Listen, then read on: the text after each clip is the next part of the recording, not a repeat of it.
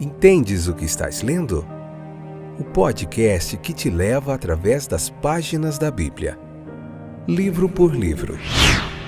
Capítulo por capítulo. Uma exposição bíblica emocionante. Aperte os cintos e embarque comigo nesta viagem.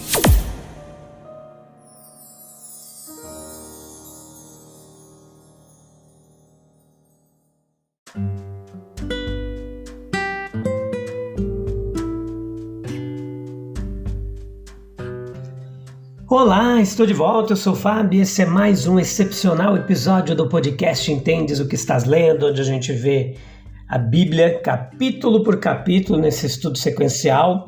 Hoje Números capítulo 15, parte 2, episódio de número 534, 7ª temporada, onde nós estamos no livro de Números do Antigo Testamento. Então, você encontra aqui muitas coisas interessantíssimas para você aplicar na sua vida diária a respeito da palavra de Deus que nos edifica, nos transforma. Espero que tudo esteja correndo bem aí para você, que a bênção de Deus possa estar sendo manifestada na sua vida. E eu tô aqui novamente, para nós juntos aprendermos mais do texto bíblico. Então veja que Deus ele se mostra bastante rigoroso aqui nesse capítulo e ainda assim atencioso e misericordioso. Veja que em Números capítulo 15 você vai ler lá e depois vir para cá ouvir a nossa explicação. Deus ele deu a Israel muitos elaborados mandamentos no modo de obedecer, aos quais não deixou nada ao critério pessoal, não. Consequentemente, o trabalho de obediência era muitas vezes difícil, sempre cuidadoso, e às vezes as pessoas podiam ser tentadas a dizer que certamente essa submissão minuciosa, invariável nas coisas exteriores, ela poderia ser seriamente pretendida. Tudo que Deus ordena tem uma razão, mesmo que nós não a vejamos claramente. Deus, ele, digamos assim, esconde no seu mistério razões para que a obediência da fé possa ser completa. É muito concebível que um israelita pudesse dizer: certamente não se espera que eu me lembre de todos os mandamentos, Todos esses mandamentos em todos os seus mínimos detalhes. A resposta é que, embora nem todos os mandamentos possam ou devam ser lembrados, cada um deles era extremamente importante. E assim nós descobrimos que Deus ele tornou perigoso e até mesmo mortal desobedecê-los de forma consciente e deliberadamente. Veja que ele tem objetivos elevados em relação ao seu povo, muito mais elevados do que eles poderiam apreciar aqui. Essa é a forma mais segura de obter grandes resultados. Ele pode parecer estar impondo fardos intoleráveis sobre o povo, mas na verdade ele está nos conduzindo adiante, com força e capacidade, até que nós sejamos capazes de suportar os fardos da vida diária. Daí as grandes exigências de Cristo, que Cristo faz aos seus discípulos também. Ele veio para cumprir a lei, foi o que ele falou. O seu povo não deve apenas fazer mais que os outros, mas muito mais e de muitas maneiras. Seja o que for que seja previsto em termos de perdão e expiação, o padrão não deve ser reduzido em nada. Deus ele constituiu o homem para alcançar grandes realizações e ele o capacitará para alcançá-las, se apenas os meios apropriados forem tomados. Deus pretendia que seus mandamentos fossem guardados, mas ele sabia que eles seriam muitas vezes quebrados. Como ele era sério ao dar os mandamentos, ele desejava que o povo fosse sério, ao menos tentar, se esforçar para cumpri-los. E veja que é sério também ao perguntar por que eles não eram capazes de cumpri-los. Embora havia expectativas, ele também foi atencioso e foi encorajador do povo. Quem sabe o que seu povo poderá um dia fazer? Ele sabe muito bem o que o povo poderia fazer. Ele realmente tem mais consideração pelos homens fracos do que eles têm uns pelos outros. A parábola do servo perdoado no Novo Testamento por seu senhor, mas recusando-se a perdoar o seu companheiro, então encontra sua aplicação com demasiada frequência na diferença entre o tratamento terno de Deus para com o homem e o tratamento duro que o homem dispensa para com o seu próximo. Deus permite a dificuldade de se afastar de hábitos enraizados. Ele leva em consideração o que sabemos pela experiência diária ser uma grande enfermidade dos homens, um puro esquecimento. Ele pode dizer muito mais por nós do que com a maior habilidade nós poderíamos implorar por nós mesmos. Ele conhece todas as dificuldades que temos para chegar ao conhecimento e à prática de sua verdade.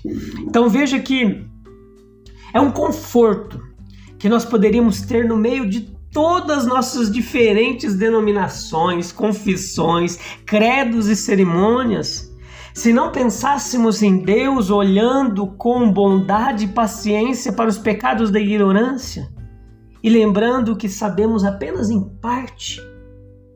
Foi um grande conforto para Paulo sentir que as crueldades de seus dias de perseguição foram cometidas por ignorância, por incredulidade. Não lhes era permitido dizer, não sabíamos disso, portanto não será exigido de nós. O mal feito na ignorância, ele não deixa de ser mal porque é feito na ignorância. Tudo que é ordenado deve ser feito. E se for omitido, meus queridos, haverá perda em algum lugar do universo de Deus por causa dessa omissão. Nós não devemos alegar ignorância do mandamento divino, porque a ignorância é do homem e não de Deus. Pode não ser do transgressor em particular, mas ainda assim é do homem. E, portanto, a transgressão ela deve ser confessada, expiada. E quando nos humilhamos na confissão do pecado cometido e do serviço omitido, é necessário que nós nos detenhamos com muito autoexame e buscando luz sobre as coisas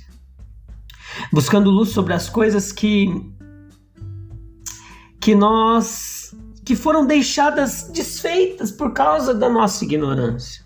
O que fizemos e o que não deveríamos ter feito é muito mais detectável do que aquilo que deveria ter sido feito, mas foi deixado de lado. Entenda comigo, meus queridos, que muitos cristãos conscienciosos, sinceros e esclarecidos têm sido transgressores por ignorância. A oração pela realização da vontade de Deus na terra, tal como é feita no céu, no Pai Nosso, deve ser acompanhada por uma busca incessante pelo conhecimento da sua vontade. Certamente nós sofremos com a nossa ignorância nesse assunto, embora num certo sentido e até certo ponto, essa ignorância não possa ser evitada. Essa provisão aqui feita para expiação, essa profecia, por assim dizer, de que muitas transgressões cometidas inconscientemente seriam descobertas no devido tempo, é um lembrete para nós de quanto ainda podemos ter que descobrir sobre a vontade de Deus a nosso respeito. Por mais que saibamos, por mais que pode haver grandes campos de obediência onde não demos por mais que nós saibamos, e por mais que saibamos, pode haver grandes campos de possíveis obediências, onde nós não demos ainda um único passo. Os grandes fundamentos, é claro, se formos cristãos, não podem ser ignorados. Mas é bem possível conhecê-los e ainda assim ignorar outras coisas que Deus também gostaria que nós soubéssemos e fizéssemos. Nós não devemos procurar as leis da vida apenas nas Escrituras, sabia? Deus ele colocou ali coisas que não são encontradas na natureza e nos procedimentos da providência comum. Deus tem muitas formas de se revelar. É claro que a Bíblia é a nossa regra de fé e prática, mas ele se revela na natureza e de muitas outras formas. Nós devemos procurar sua vontade em todos os lugares onde possam ser encontradas sugestões dela e ser rápidos em descobrir o que foi revelado a outros. Capítulo 15, versículo 30 e 31, nós vemos uma explicação aqui de detalhes importantes, que é sobre esses pecados presunçosos. A culpa dos pecados deliberados. Não é fácil definir exatamente os pecados de presunção ou de desobediência deliberada, para os quais não houve expiação pelo sacrifício. Alguns crimes envolveram pena capital, e você encontra referências aqui, se quiser se aprofundar mais, Levítico capítulo 20, versículo 1 e 2, e versículo 10, Êxodo capítulo 21, versículo 14, Deuteronômio capítulo 17, versículo 12. Outros foram seguidos por julgamentos fatais de Deus, Levítico 17, 10, Levítico capítulo 20, versículo 4 ou 6. Veja que a impossibilidade de elaborar um cronograma completo de pecados intencionais e presunçosos sugere muita cautela da nossa parte. Pois a culpa hedionda ela é descrita pelo termo repreende o Senhor, isso é, blasfema contra Deus em palavras ou atos. Então um pecador presunçoso é como se ele repreendesse a Deus de 4 maneiras. Ele age como se os comandos de Deus fossem duros demais. Segundo, como se a autoridade de Deus não tivesse importância. Ou terceiro, como se o favor de Deus fosse pouco desvalorizado. E quarto ainda, que as ameaças da justiça, da ira de Deus, deveriam ser ainda menos temidas. Tal culpa é agravada sob a lei do Evangelho, sabia? Na medida em que os mandamentos, a autoridade, o favor e as ameaças de Deus são investidos de um peso muito maior. Por quê? Porque um peso e santidade através da revelação de sua vontade e de seu amor em Jesus Cristo. Hebreus capítulo 2, versículo 1 e 3. O perigo desses pecados deliberados era que sob a lei não havia sacrifício para expiar tais pecados, mas uma punição fatal nas mãos do homem ou do próprio Deus. Agora, quando nós trazemos isso sob o Evangelho, é fornecido um sacrifício até mesmo para o pecado intencional. Mas como a condenação é pela incredulidade, a negligência do Salvador e de seu sacrifício se torna mais terrível. Embora seja um pecado presunçoso mais comum, pelo qual não resta mais sacrifício, Hebreus capítulo 10, versículo 26 a 29, existe um pecado até a morte que não será perdoado. Leia lá Mateus capítulo 12, versículo 32, ou 1 João capítulo 5, versículo 16. A dificuldade de decidir exatamente, seja sob a lei ou sob o Evangelho, quais pecados estão além do poder de expiação e nos expõe aumenta o seu perigo, porque todos os pecados são como venenos fatais se os remédios não forem aplicados. A desgraça dos presunçosos ilustrada dos violadores do sábado. Em Números capítulo 15, versículo 30 ao 36, nós vemos a desobediência aos mandamentos de Deus, que é classificada em 2 classes. A primeira delas é o que acabamos de considerar, a desobediência por ignorância. Em segundo lugar, a desobediência por presunção. Um desafio ousado, consciente e imprudente a Deus. E o seguimento dos sussurros do nosso próprio eu, de nossa própria vontade. Deus indica que tal conduta deve ser enfrentada de maneira correspondente. Olha que palavra dura, diz: essa alma será eliminada do meio de seu povo, totalmente eliminada. Observe aqui que, embora Deus tenha suposto o caso de todo o povo pecar por ignorância, ele não faz uma suposição semelhante com relação aos pecados presunçosos. Portanto, pode-se dizer que se formos desobedientes com respeito aos requisitos mencionados repetidas vezes e apresentados de forma destacada por Cristo, seus apóstolos, nós estaremos pecando presunçosamente.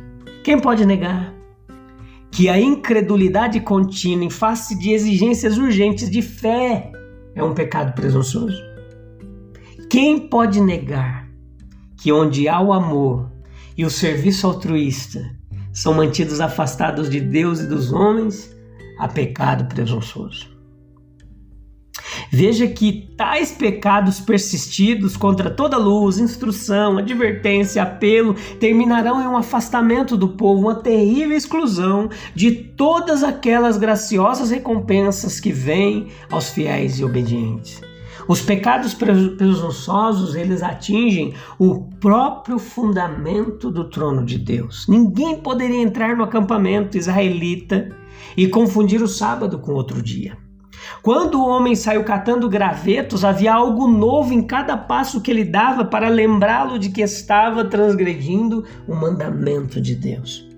Uma dúzia de passos de sua própria porta foi suficiente para isso. Ele entrou em pecado, com os olhos abertos, e sua vontade egoísta e determinada a desobedecer a Deus.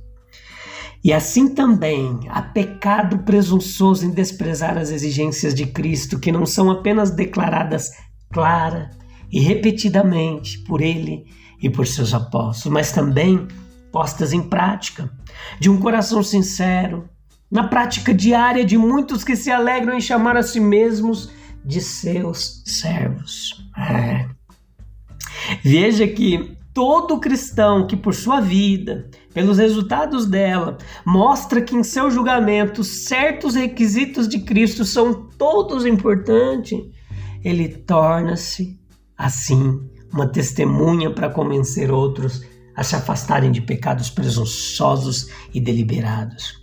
Então nós devemos agir com base no princípio de que a fé em Cristo não é absolutamente necessária para a salvação, a justiça, a vida eterna.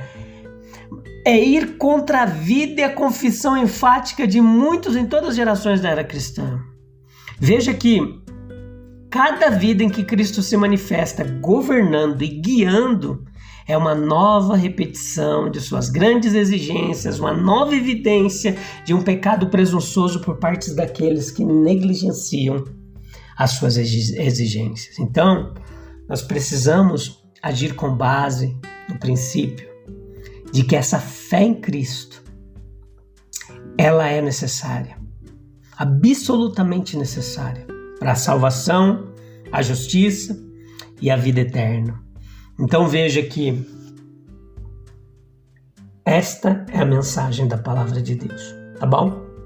A gente se encontra no próximo episódio, onde nós vamos concluir o capítulo 15, a parte 3 para a gente concluir o capítulo 15, tá bom? Então é uma reflexão muito válida a gente pensar sobre isso, sobre pecados deliberados, pecados por ignorância, aqueles que pecam por não conhecer. Basicamente é isso que diz aqui o texto. E aqueles que pecam conhecendo, por presunção mesmo, por teimosia, por rebeldia, por um coração obstinado em se afastar da presença de Deus, em ficar longe da obediência da palavra de Deus. Que Deus nos ajude a sermos transformados pelo poder da palavra de Deus. Eu te encontro no próximo episódio. Se Deus quiser, um abraço. Até lá. Tchau, tchau.